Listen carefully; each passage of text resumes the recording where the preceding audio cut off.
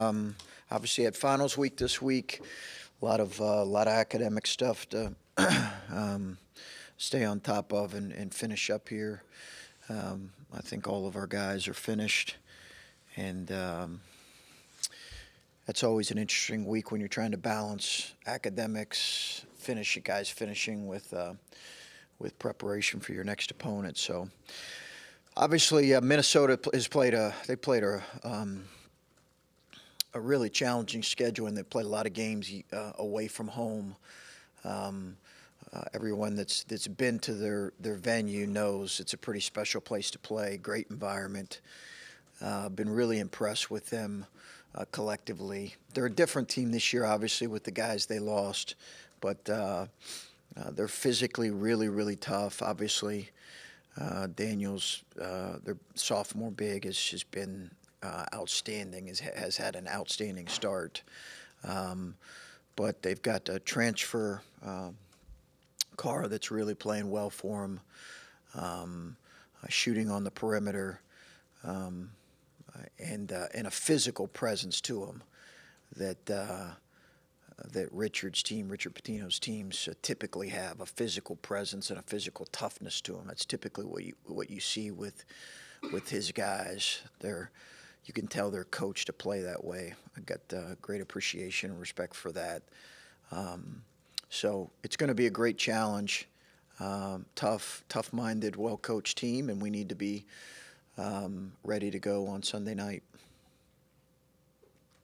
How have you approached having 8 days in between games when you're playing really well and you hit a break like that? Do you dial in on some things you haven't been able to address yet? Are you shoring up things that you've noticed through 9 games? What do you try to do when you have a chance to catch a breather like this? Well, we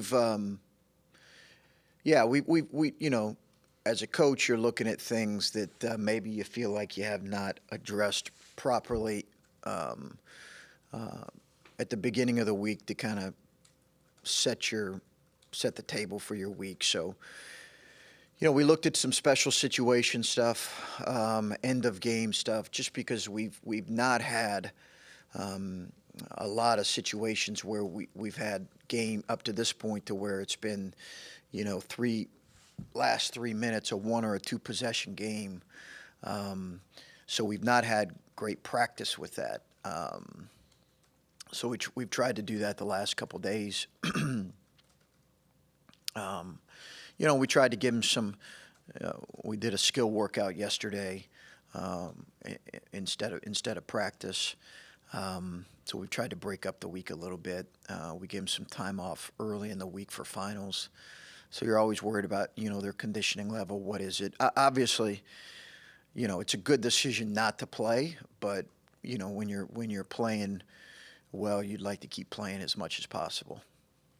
The success that you've had to this point this season, how much is that a reflection of the fact you have versatile guys? You've been able to try out a lot of different lineups and combinations that teams can't really just scheme for one or two lineups, that you've been able to mix and match more than you have in the past? I'm not sure. It's a good question. I don't know how much that would be attributing to. I think it's been beneficial for us, no question. As we talked about last year, our offense was, we all know it was pretty one-dimensional. We didn't get to the foul line enough. We didn't have enough diversity in the ways that we could attack people. So hopefully the increase in some of the diversity in our lineup will affect that. But I don't know if we'll know that, for sure here until, we're a month from now. Kyle mentioned teams can start to get complacent in December. With the success you guys have had, obviously the guys know you're undefeated. They've seen the rankings. They're on social media. How do you keep their heads to what got them there as opposed to starting to buy into that kind of hype? I think that's a constant challenge for any coach. The ability to handle success is often harder than being able to deal with adversity. Both present challenges equally, for sure, in different ways. The reality is there's not been a Big Ten win on the road this year. It's 10-0 at home, and I think we had one loss at this point last year, and had a January where we didn't win a game. So I think, you're trying to focus in on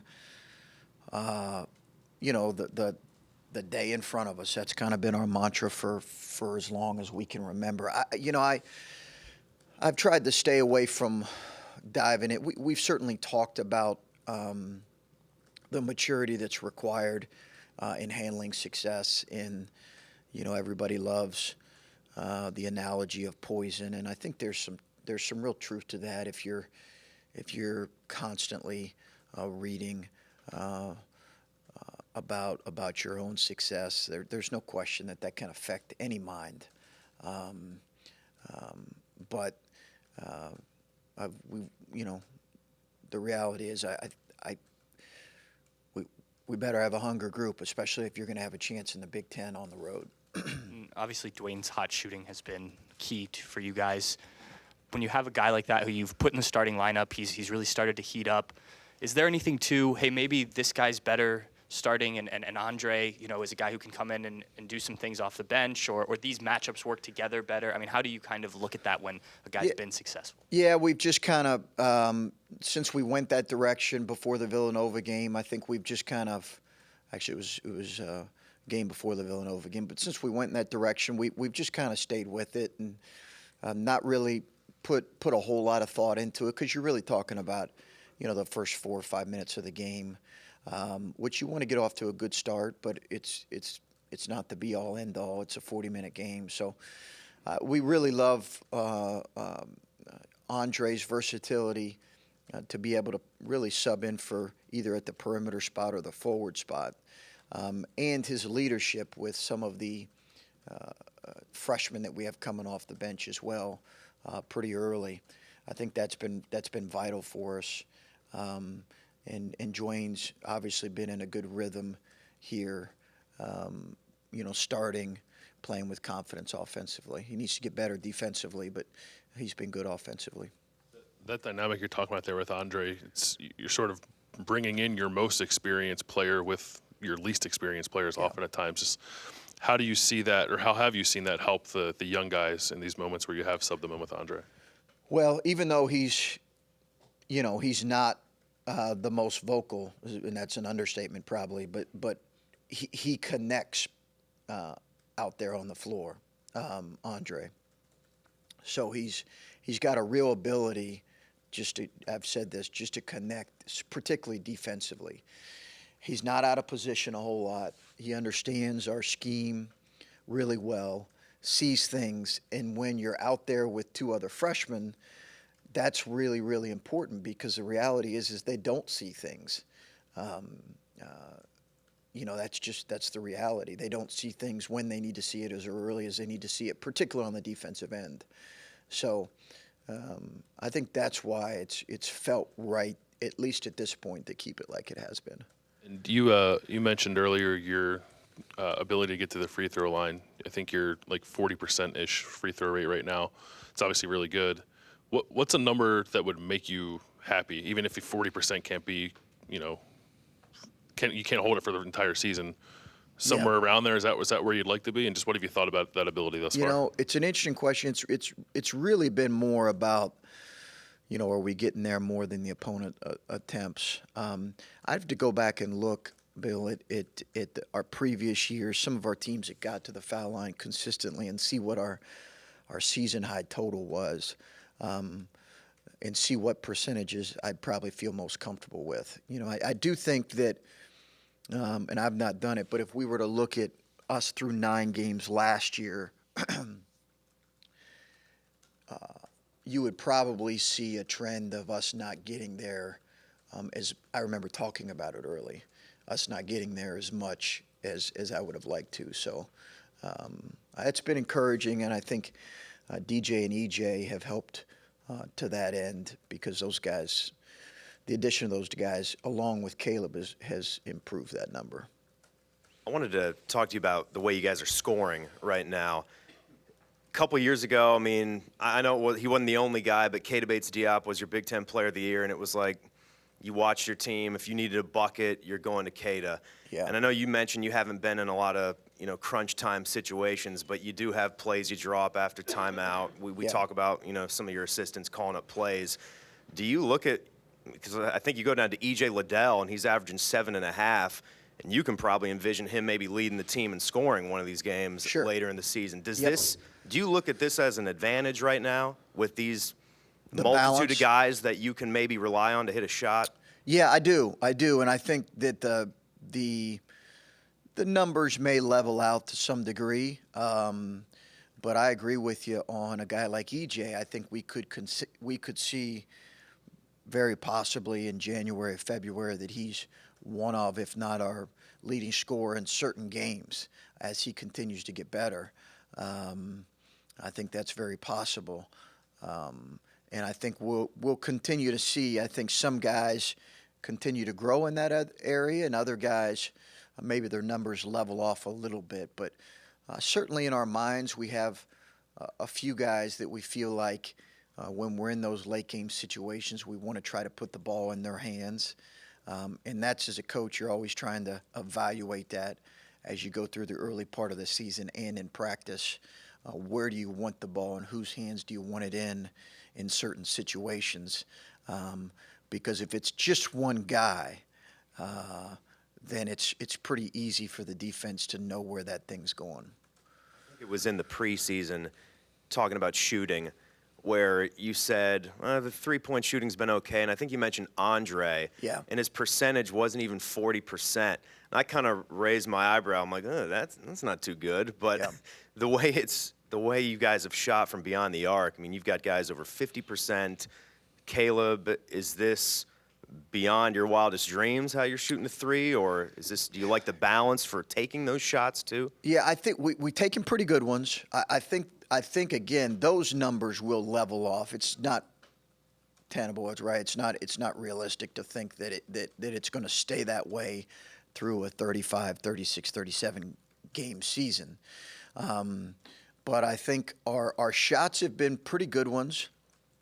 We talk all the time. I said it the other day on the radio show. If your percentages are in the low 30s or in the high 20s, there's really just a couple reasons for it. It's pretty simple. You're either not a very good shooter, and that's the reality. You're just not a very good shooter, so you probably need to shoot less, or you're taking bad shots. That's the other option. Or maybe, you're a good shooter that's just in a little bit of a slump, struggling wise. But that won't stay consistent either. Guys that can shoot it. We typically don't have. We chart shooting all the time, and we typically don't have bad shooters shooting threes. Now, do all of our good shooters take good threes? Not necessarily, and then that's when we have to work with film, because it really only hurts them and their efficiency. Last season, you're really good at tempering things and putting things in perspective. And last season, at this point when you guys were having this level of success, you were constantly telling us to calm down. We'll find out in the Big Ten season. Calm down. We'll find out in the Big Ten season. Well, you're in that same position again, and do you still feel that way, where it's you're kind of tempering the expectations a little bit and waiting until Big Ten season then? Well, I don't think, I know people would think otherwise. I don't do anything intentionally. I'm not trying, I understand your question for sure, but I'm not up here trying to spin anything. It's really just my sense and what I feel based on kind of what I'm watching. And I think we've played good basketball. I think also we have a lot to improve on, and I also have tremendous appreciation for. We play in the best league in the country. It's the best, deepest league in the country, no question about it. It's been proven again. While I can think that we've played good basketball at times, we've got good players who have really performed well. And you got a guy like Caleb who's been exceptional here. You also understand that other teams are in this league are really, really good. Minnesota, for example, has had a couple losses, but it was a one possession game against a very good Butler team on the road late. That's a good team. So I think that's kind of what I see right now. As far as us, I'm always going to look and say, okay, how can I coach better? How can we play better? But I'm also not ready to make any kind of sweeping statements yet 9 games into the season. Kind of in that same vein, and you'd gotten asked earlier about having such a long time to prepare. When you get in the position you're in now where you're number 3 in the country and you could even move up again this week, but you also have 8 days off, how much harder does it become to temper these expectations when you have such a long time to think about what you've done now? Like, does it make it harder, or is it just a little easier to say, okay, now we got 8 days, we can go back to the drawing board and keep preparing as if we haven't done anything?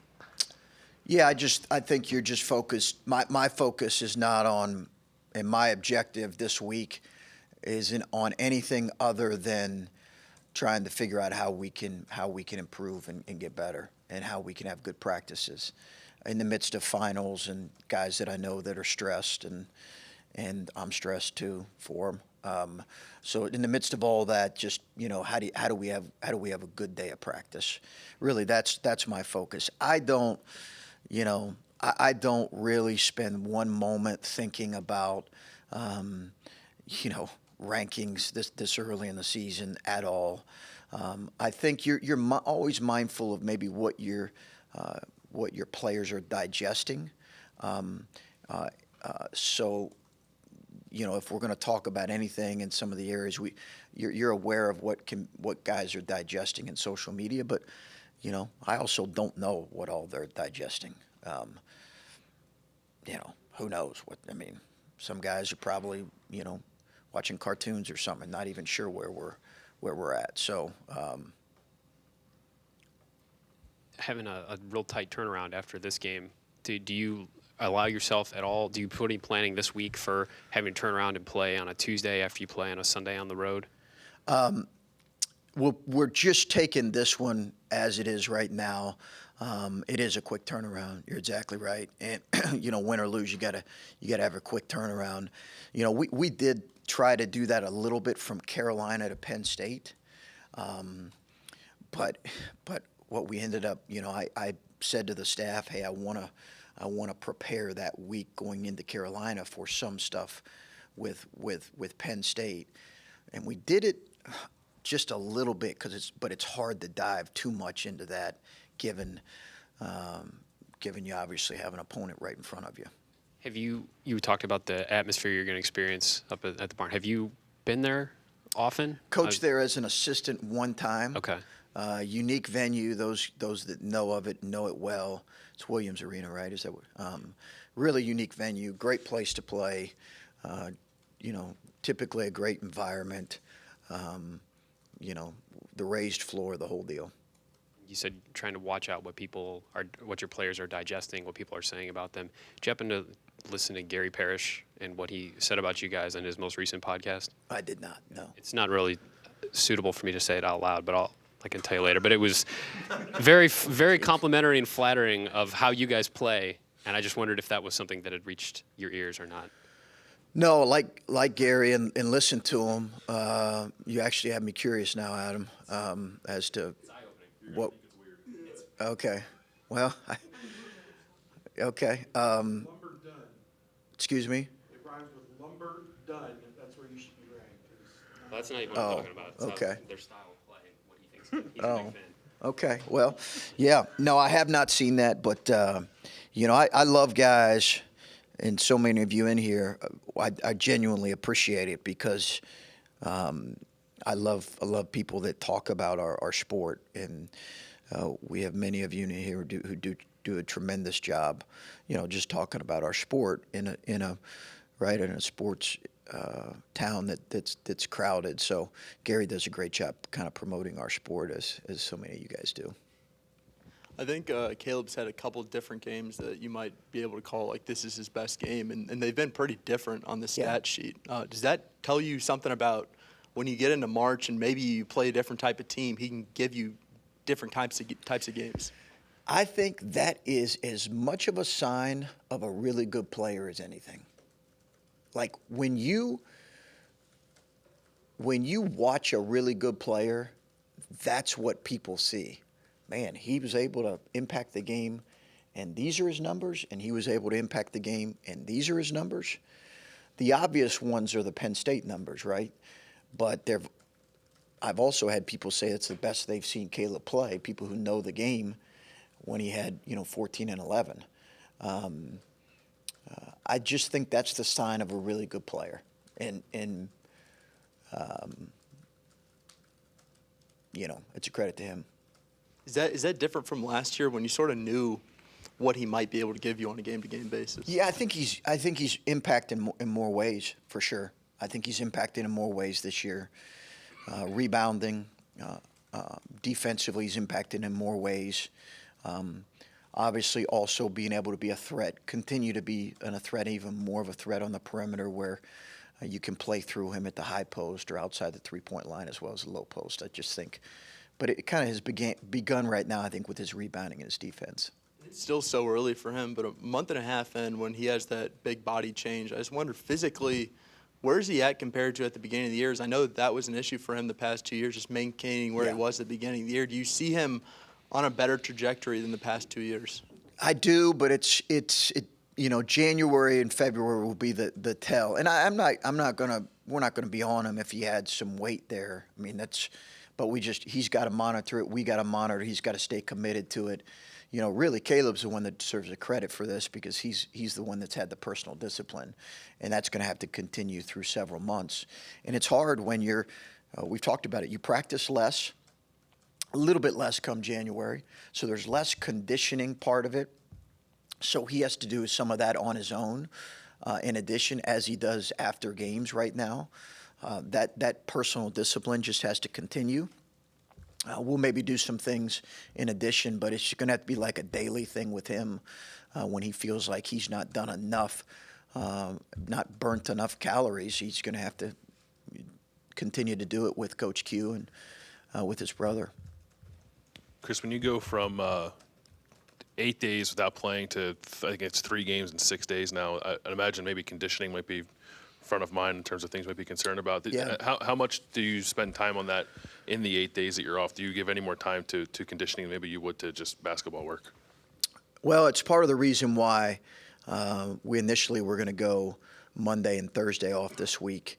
And when we practiced on Tuesday, I thought our conditioning was really poor. So we decided to add Thursday skill workout, just because I was concerned about that. So it is something I'm very mindful of right now, leading into Sunday, because when you have some time off like we did, we played at noon, we didn't do much on Sunday, nothing on Monday. You are concerned about that, making sure our fitness level is where it needs to be. Is it easier to maintain that when you are playing? I don't know. Yes. When you're playing in succession like that. Yes. You're kind of used to it? Yep. Okay. It is. It is. I think you worry about the gaps like this, especially when you have some time off from practice. And we had a couple guys that have been banged up who already struggle with their conditioning, so they've been out even more this week. So as a coach, you're okay. We're going to have to make sure we are on top of him getting ready to go for Sunday. Chris, I know we asked you about him when you brought him in, but sort of just touching base on this again, Jake Diebler's impact on the coaching staff, where do you see him touching these players and making an impact on this team? He does a great job with relationships with our guys. He's really intentional about that. I think, as I mentioned, Ryan and Terry both do a great job with that. But he's done a great job with his position group, which is, primarily the point guards and the combo guards. And, I think he's really brought that. He's brought a kind of an enthusiasm that he had as a player, a competitiveness he had as a player. I think it's been good for him to kind of grow as a coach and learn. I'm reminded often that he's definitely the young one on staff. I forget that, he's 5, 6, 7, 8 years younger than our other guys. But he's brought a lot of great stuff, and obviously including recruiting. He speaks Generation Z. Yes, Yeah. he does. Yeah, you can tell it. He's got a different style and fashion sense than me, which is not saying much, that's for sure. But the shoe game, the gear game, all the stuff, he can rattle all that off, and I don't know what he's talking about. So.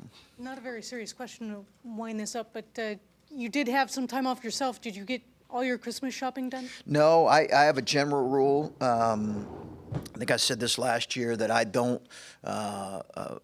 outside of maybe something online from my wife, but I don't do any Christmas shopping until our game is completed before Christmas. So I will be out and about. Will that be the 22nd? I'll be out and about in the fine local Columbus establishments on the 22nd. Chris, you said you don't care about the rankings much, especially this early in the season. Not at all. But looking back to when you were being brought in for the Ohio State job, was this like the expectation? Did it have to be this way? Did you have to be among, what kind of pressure was that coming into a program like this to get it back there? Well, listen, I can appreciate the fact that our 3 years here, we've at some point spent time in the polls. And a lot of that's been more kind of January, February after you've played a certain number of games, which I think adds more value. So I don't want to discount that. I think any time that you have that, that's good for your program. That's good for recruiting. That's healthy. But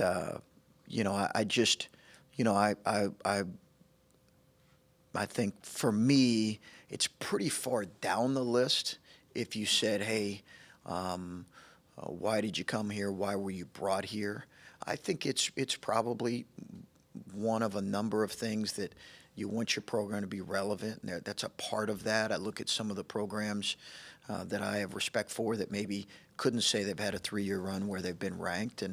But it's pretty far down the list. We want to be playing better and better as the season goes on. We want to be playing in March. We want to be preparing ourselves to advance in March. Those are the things that we really want to do as a program. We want to develop young men and develop pros.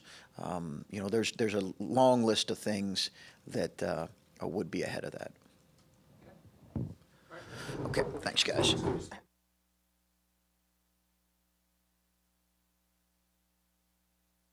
Thanks for watching. Subscribe below to get the latest videos from Lettermen Row. We got Letterman Live, we've got the practice report, we got rapid reaction. Hey, and we got Buckeye IQ with Zach Bourne. For sure. We got recruiting breakdowns with Berm. We got whatever you need. Ohio State football and Ohio State athletics, we've got you covered here at Lettermen Row.